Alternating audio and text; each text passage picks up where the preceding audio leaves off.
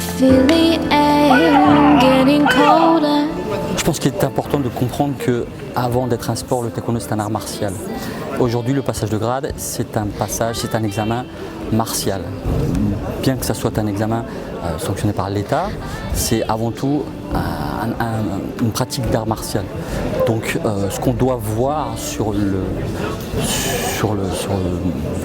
l'efficacité des mouvements, sur l'efficacité des techniques, c'est avant tout un point de vue martial.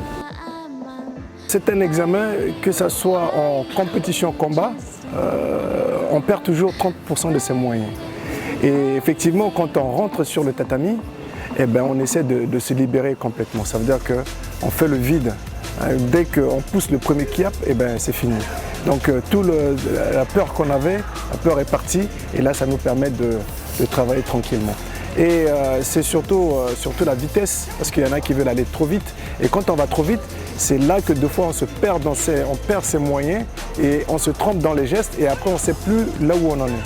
Et donc moi ce que je vais leur conseiller, c'est de travailler comme une aiguille d'une montre. Un pumse c'est comme une aiguille d'une montre, tac, tac, tac, c'est 1 seconde par 1 seconde. Et ça leur permet de réfléchir en même temps et de prendre le temps de finir leur pumse correctement. En ce qui concerne le combat, je pense qu'on a fait beaucoup de chemin. Je pense que les gens, c'est entré un petit peu dans les consciences collectives. Les gens comprennent ce qu'on attend d'eux. On attend d'eux une attitude, on attend d'eux une stratégie de combat, on attend d'eux de la précision. Et je pense que globalement, on retrouve ça chez la majorité des combattants. Ce qui pêche un petit peu plus aujourd'hui, c'est l'Oshinsul. Oshinsul, je pense qu'on a encore un petit peu de chemin, on a du travail à faire pour aller vers la réalité, vers la vérité.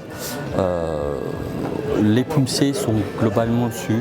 Je pense qu'on est assez homogène sur les pumsés. Pumsé Kibon sur le module 1, je pense qu'on est assez homogène. Il y a des disparités.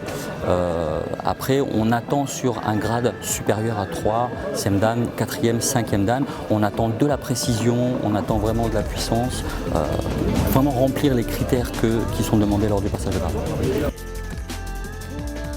Si certains d'entre eux n'ont pas pu réussir l'examen aujourd'hui, il y a plusieurs modules. Donc ça veut dire qu'ils ont quand même validé 1 ou 2 modules sur la totalité des modules d'aujourd'hui. Donc je pense que c'était un très bon concept qui a été mis en place. Bon, il me revient le lourd honneur d'annoncer les résultats. Je vais commencer, je vais vous donner la notation finale. Donc monsieur Ahmed Anwar. Voilà, vous êtes admis. Admis. Admis. Admis. Il est arrivé d'échouer lors de passage de grade. C'est compliqué sur le jour même. C'est compliqué le jour même de se remettre en question.